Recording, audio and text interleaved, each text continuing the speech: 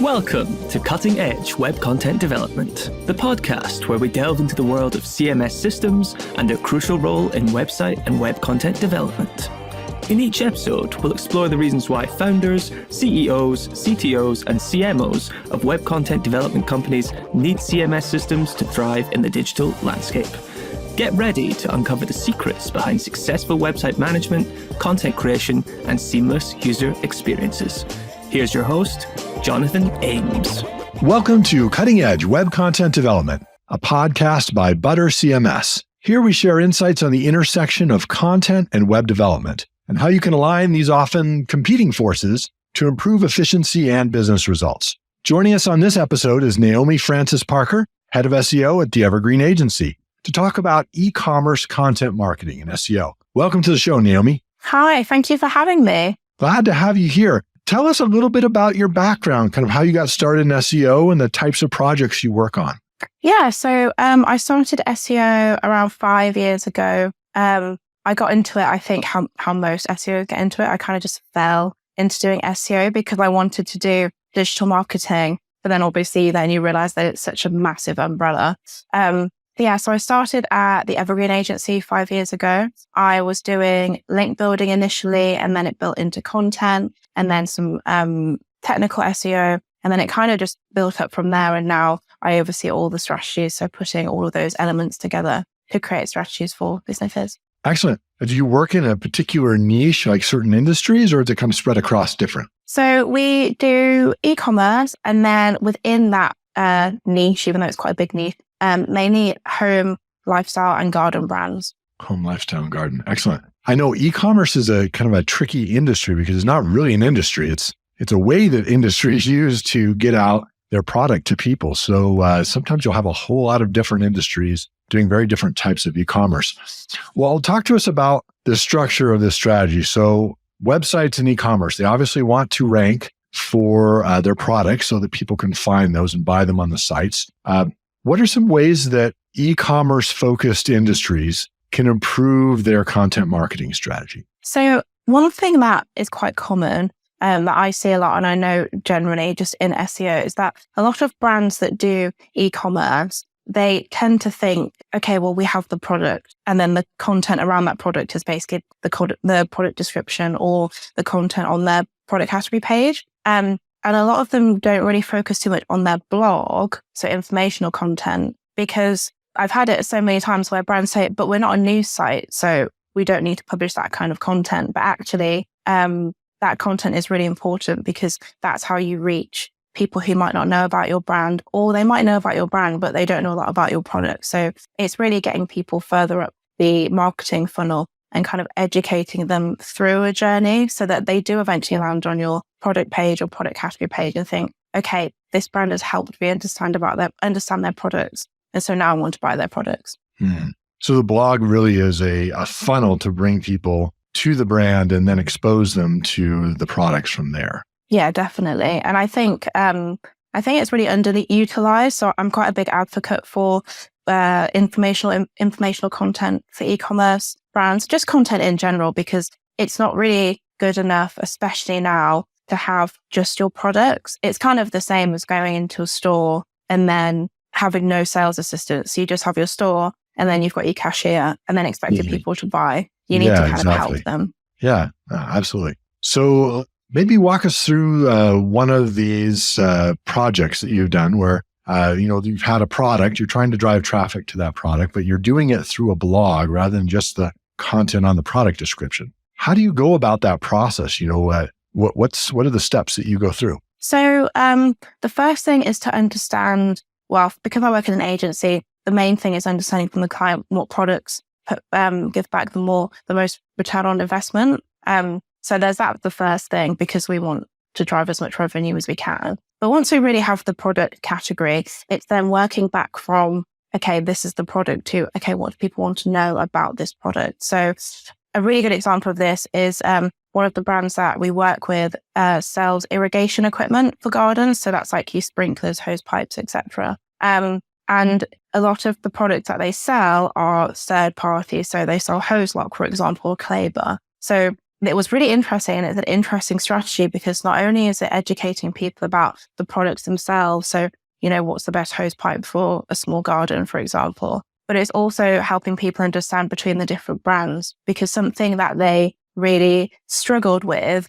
was they had the product side and they had the brand side, but they didn't really know how to bring them together. So people would know they wanted a hose pipe, but they didn't know which brands produced the best hose pipe. So the kind of content that we made for them or continue to make for them, so informational content about the product. So imagining that it's someone's first ever garden, they have no idea what they need because it's quite a big industry. They don't know what they need and what they don't need. So educating them with that whole thing. So a lot of beginners guides and things like that. That would be your top of the funnel content, very top, brand new.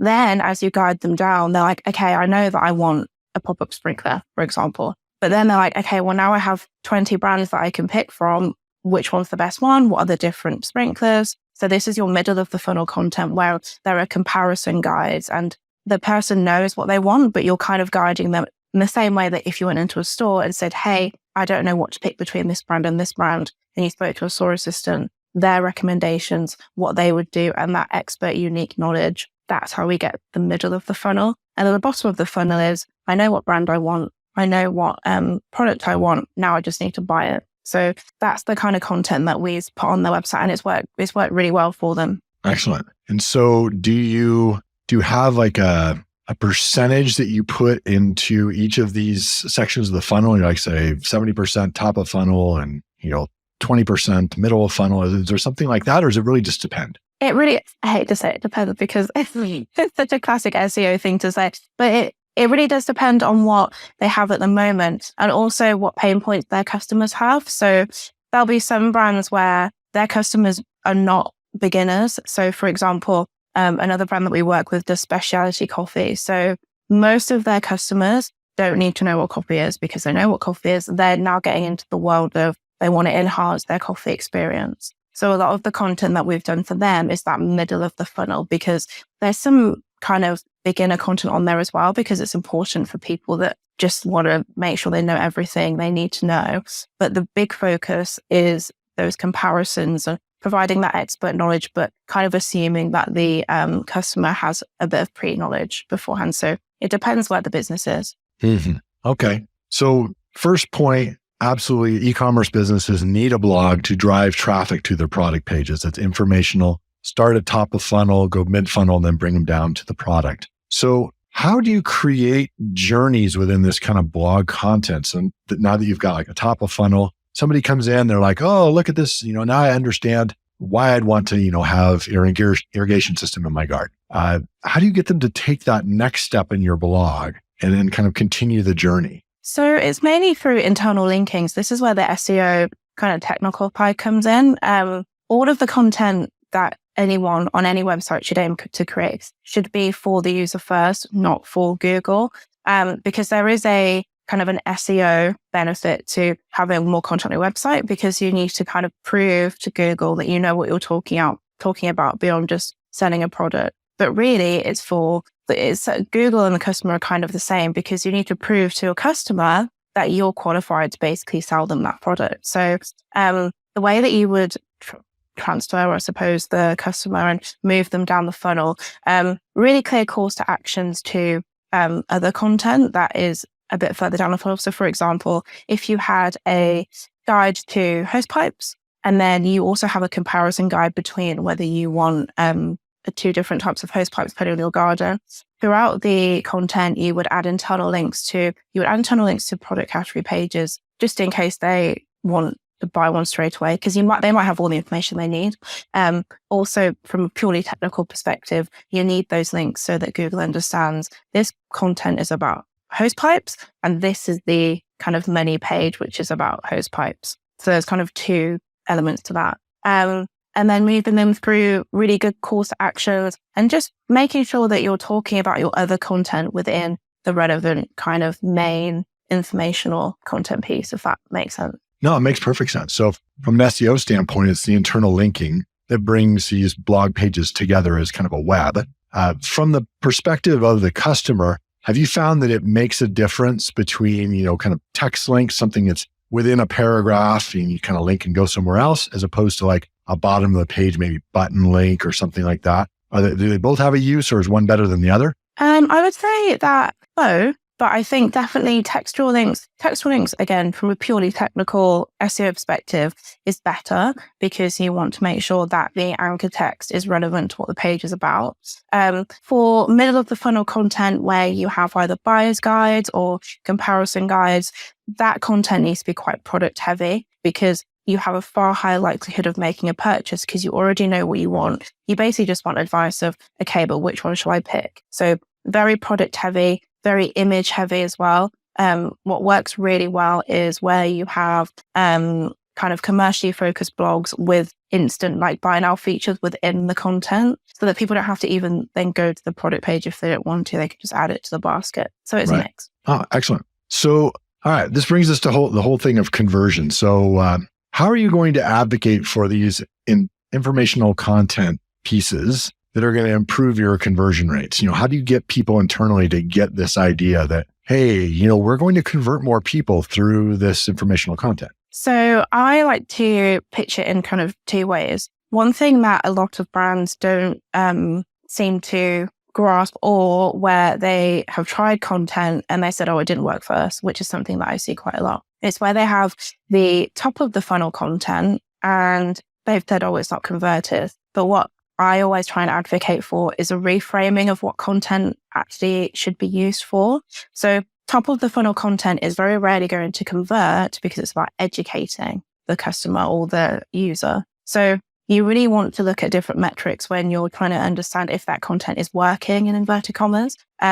You want more dwell time. You want to reduce the bounce rate. You want them to really engage with the content, but they might not buy because they haven't got all the information they need. That's where your middle of the funnel content comes in. So when I'm trying to explain to people, you need this informational content, I explain kind of the user journey and explain that your top of the funnel content isn't going to convert immediately. However, those users are far more likely to convert further down the line because you've educated them about your product and then you've guided them through a journey to understand they have a pain point or a use or something that they need. You then provide that use and you have the information around it. So your middle of the funnel content, and then they go and make the purchase.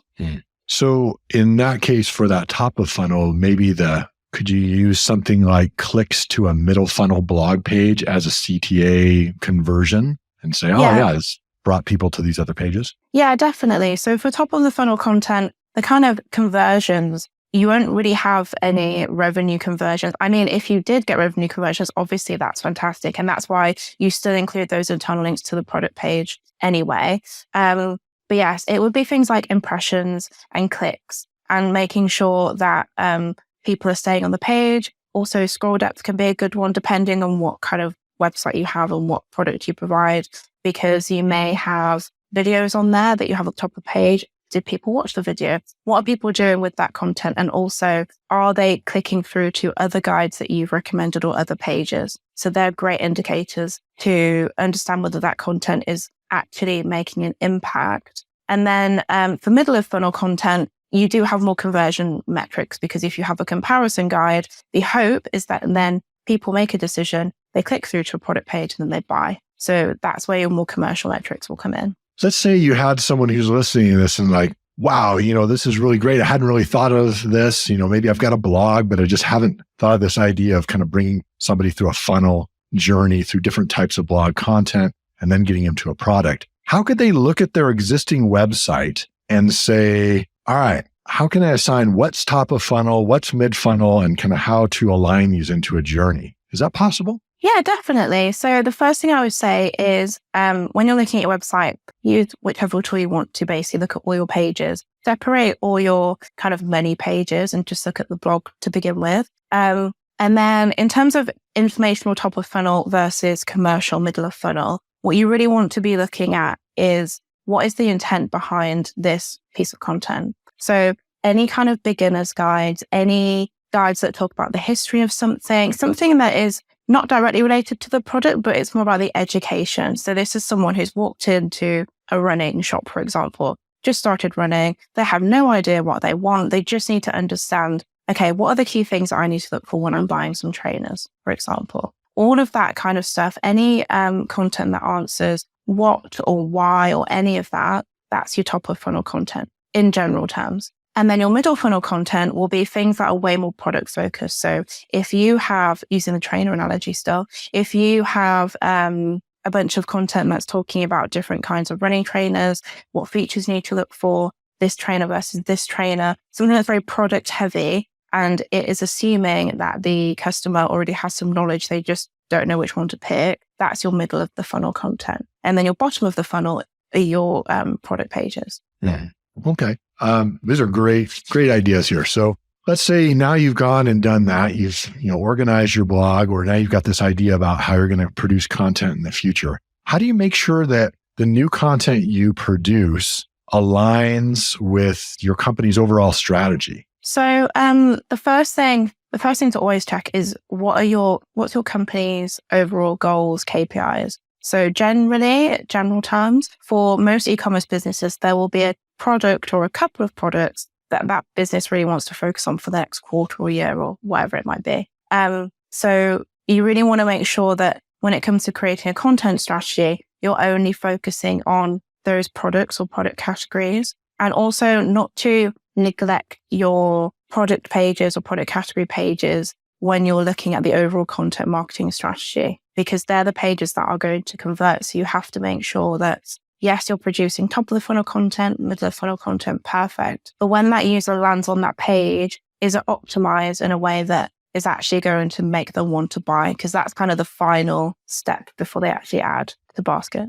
Mm-hmm. So it's understanding what are the key products you're focusing on, making sure that there's going to be a conversion that's optimized at the product level to convert once you've done all that work to bring them there. Mm-hmm. Yeah, okay. Definitely. Yeah. All right. Excellent. So let's talk about more the tactical side of these things.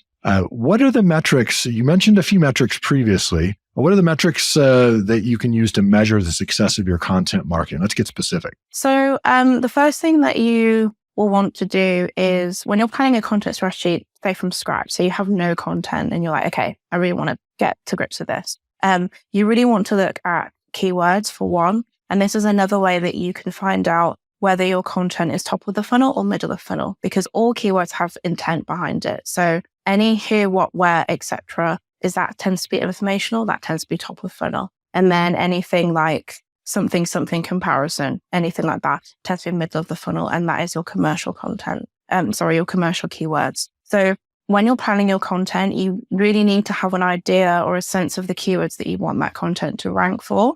And then using tools, there are all sorts of tools, but keyword ranking tools to basically check how they're ranking. And the hope is that over time, they continue to increase in rankings, they get onto page one. And then in terms of kind of business metrics, for your informational content, you want impressions, you want a reduced bounce rate or an increased engagement rate. You want to make sure people are actually, engaging with the page. Click-through rates to other pages is also really important. Because there's an ideal world, you don't want them to just read and then go. You kind of want them to then explore more of your content. And then making sure that the dwell time is a decent amount of time, depending on the length of content that you have. You don't want like a 2,000 word piece and then people have only read it for about 15 seconds. You want it to be a really good amount of time, because then you're proving that they're actually reading the content. Mm-hmm. Is there a way to automate that process of, because this is a common problem. Let's say you've got a blog. You may have some articles that are 500 words and some that are 2,000. And so you're looking in your analytics and trying to understand which of these is getting good engagement. But it depends upon, like you said, how long the article is. Is there a way to kind of automate that and see apples to apples, like, hey, this is a long page, and so the automation or the amount of time on page should be longer, as opposed to this is a short article, so I expect a shorter amount of time there? There is a way that you can do it, but actually what I would say is that it's probably better for you to manually look at it on a case by case. And also in bulk as well. You don't say you have 500 blog posts. You don't have to go through every single one line by line. But as a general rule, you may know that your informational pieces tend to be roughly 1,000 to 1,500 words. So you want to make sure that people are engaging with it and that the engagement rate is X. But also your commercial content tends to be shorter because it's more about products and imagery and tables and all of that good stuff. So it is kind of a case-by-case basis. You could automate it, but my only thing with that is that you may end up then maybe overlooking some things that you might not pick up if you're looking at it manually. But I don't want the word manual to scare people and think, oh, this is going to take so much time. I think when you're looking at your content in an analytics tool or whatever you use, just a general sense of how well you want that content to be. I think it's very easy for people to assign, oh, well, my ideal bounce rate should be X, or my ideal dwell time should be X. But I think that takes away from the content of the content. And I think making it a bit more human is what is most important here. So if you have 500 blog posts and you know that the majority of them have a decent dwell time, or if the dwell time looks quite low, but then they're making revenue, if it's a middle of funnel content, well, then that's successful because it's driving revenue. So I think a more holistic approach rather than honing on different metrics, which I know that's a temptation. It's so easy to do, especially when you're a data person, which I am. But I think for more genuine content, which is really important, especially in this age, it's best to just take a holistic view and have an idea in your head of how happy you would be with this engagement rate or this dwell time. And also, are they actually making you money or driving people to your other content? Yeah, that brings me to the next question, which is, once you know those metrics to look at, how do you learn from your best performing pages, your best performing blog posts in this case, and then take that and apply that across either new content or refreshes? So one thing that I think is really important, and it's something I really, really advocate for, especially now with AI and all that jazz, just speak to your teams. So for most businesses, most e-commerce brands will have like customer service team or something like that. Generally, the best performing content is the content that is made to answer the complaints that people have, or the questions or things that people ask for in your stores. So that's kind of a general rule of thumb that I think everyone should bear in mind. But if you know that you have 5 blog pieces that they smash it every time, they perform really well, and then you have a bunch of other ones which are similar but just aren't quite hitting the mark, have a look at those ones that perform really well, give them a read through, and it's a proper read through.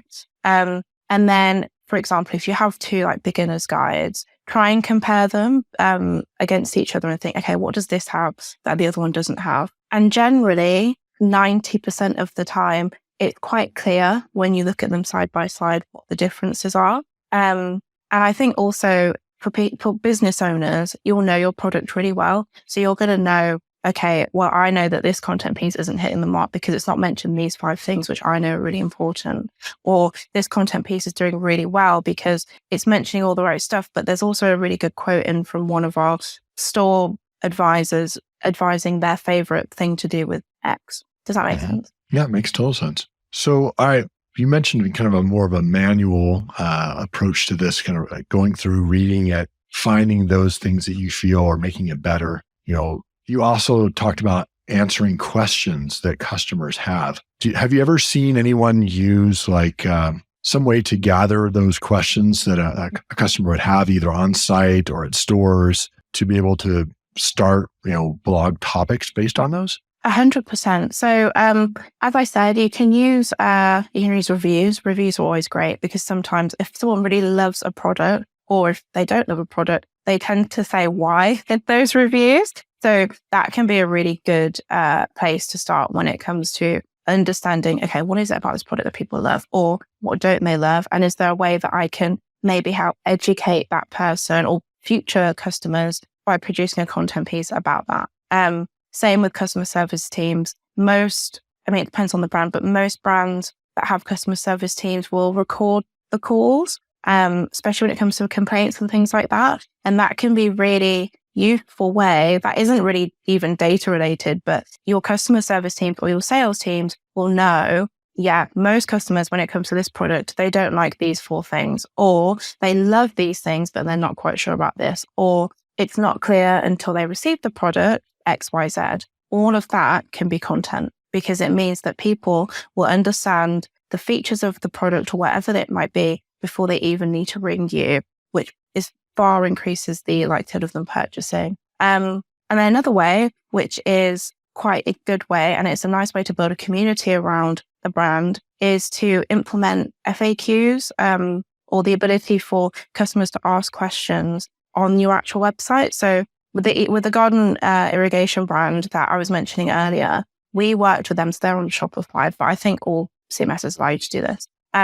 We implemented an app which meant that customers can ask questions on the product page about the product that they might not get from the information that's on there. And we managed to use that data after quite a while to understand, okay, well, for all of these hose pipes, no, everyone's asking the same question about the length or, how thick it is, or does it kink? Is it anti-kink? So we're like, well, this is perfect. Obviously, people aren't quite sure. It's not clear. We can improve the product page, but also let's make a blog post about it, answering the questions like, why does my hose pipe kink? How to avoid it, for example. Oh, excellent ideas. So are there any tools out there that you would recommend that will make some of these processes you're talking about easier? Definitely. So as I mentioned before, keyword tracking tools. Now, most of them are paid for, like SEMrush or Ahrefs or anything like that. But if you're a small business owner, or if you just don't have because they're quite expensive, you don't have the funds to be kind of setting up these tools, Google Search Console is my absolute favorite tool to use for basically anything, but especially content, because it's free. You can set it up on your website, and it is literally Google telling you what your website ranks for, and you can drill down into the page specifically to see what keywords that page is ranking for. So this is great for blog content, because if you have a piece of blog content that's not doing particularly well, but you're thinking, okay, but it's hitting all the marks, you could then put that URL into Google Search Console, and you could see what Google thinks that content is about based on the keywords it's ranking for. And if some of those keywords have very high impressions or very low impressions, but you're thinking, oh, okay, it's not ranking particularly well, you then know, okay, people are asking this, or this keyword people are using to describe this product, which is interesting because I'm not using that keyword to describe that product. And they're my main ones, really, to be honest with you. Google Search Console is just the best. Okay. So let's say you've got somebody who's listening in, they've got an e-commerce brand, they don't have a blog right now. Where should they put that blog? How should they, and what should they build it in?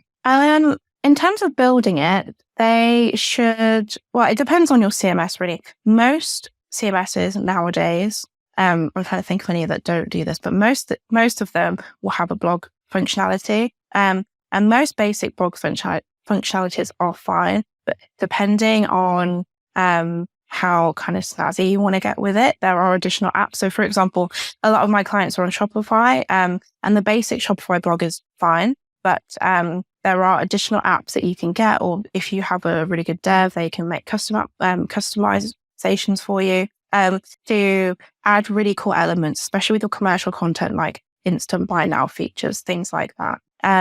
They can be really good and really, really useful. So just more almost like conversion rate optimization tools. Mm-hmm. In terms anything of that, as far as SEO fields, are important when creating a blog?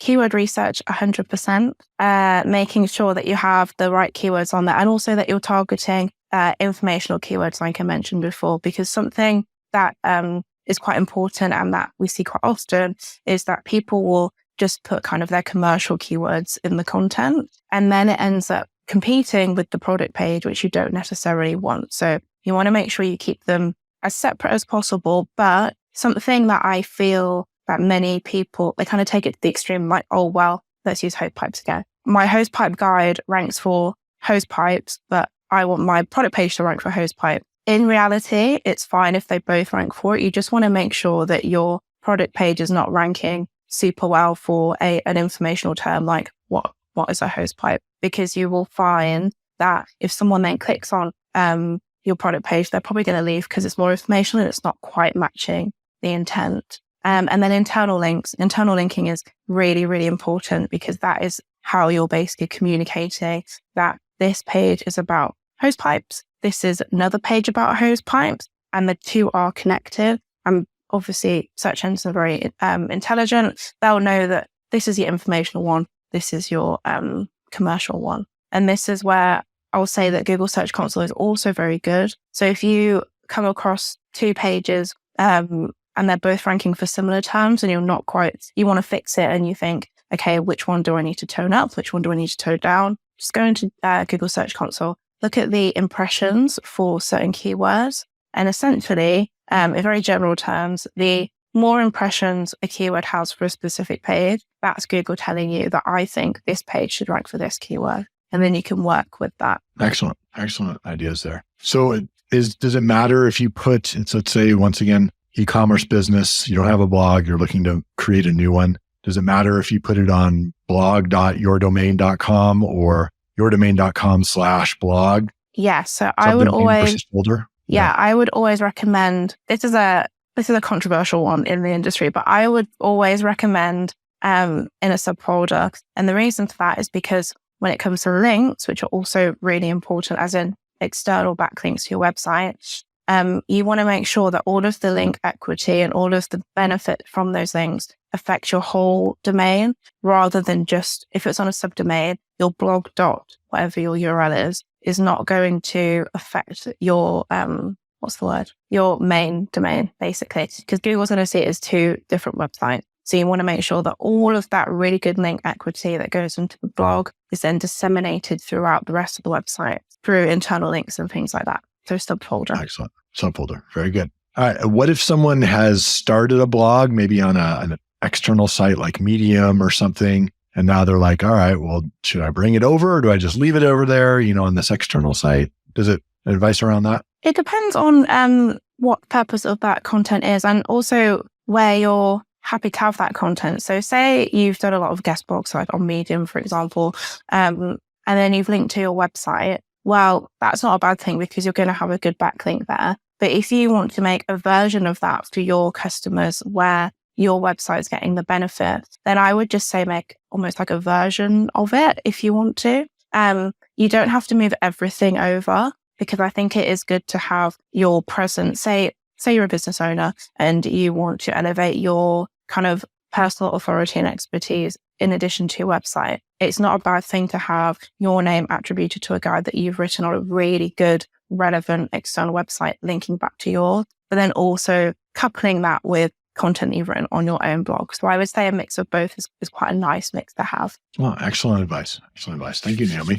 Well, as far as advice goes, if you could go back in a time machine and give yourself advice at the beginning of your career, what advice would you give yourself? My advice to myself would probably be, don't focus 100% on the numbers and the metrics, and keep a human element in there. So this goes back to what I was saying about giving things a read from your expert perspective. And I think, as I was saying, it's especially important now because Google has added for quite a while now the additional E of experience and to EEAT. So experience, expertise, authority, and trustworthiness. And they all kind of affect one another anyway. But just adding that human element that you might not necessarily get when you are just going off kind of a formulaic approach to creating content or just doing anything on a website. And some things that have a human element that influence people to make a purchase, some of those things can't be measured in numbers. Sometimes it is just a feel, which is a very marketing thing to say, but I think it's very easy to get caught up in the numbers.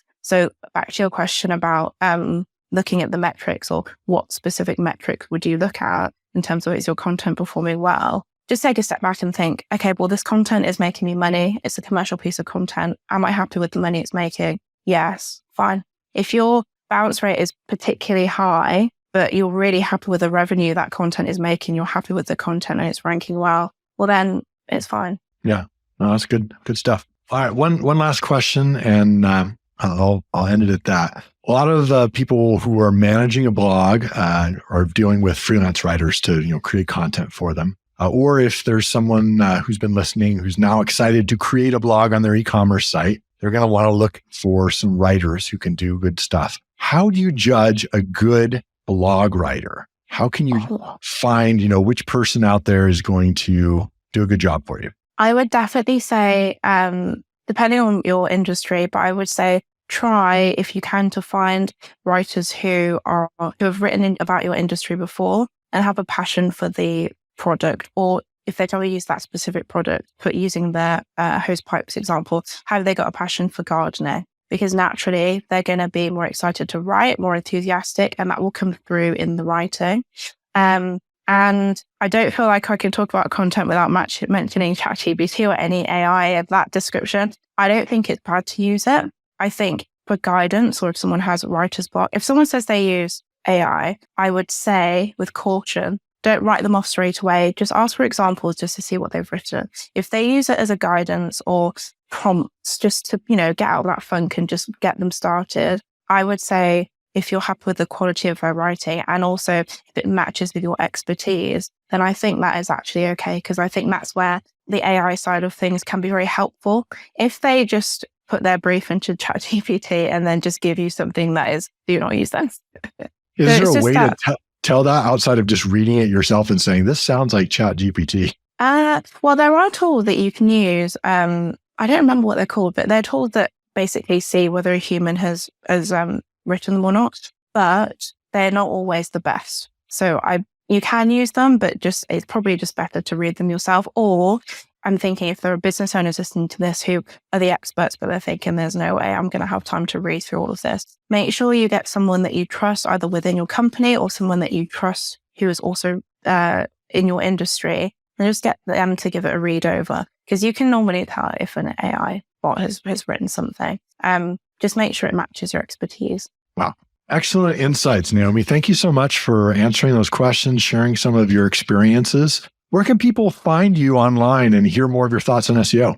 So I'm mainly on LinkedIn. I do have Twitter or X, whatever we're calling it. But I'm not the best at keeping up with both. So mainly LinkedIn. Mainly LinkedIn. Very good. All right. Naomi, once again, thank you so much for your time and your insights. Really appreciate it. Great episode. Thank you so much for having me. I hope this was helpful for people. I'm sure it is. Cutting Edge Web Content Development is brought to you by ButterCMS. To find out how you can build better with Butter, stop wasting dev time, and free your marketers from your legacy CMS, visit ButterCMS.com.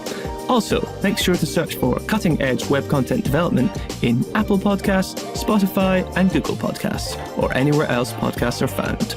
Make sure to click subscribe so you don't miss any future episodes.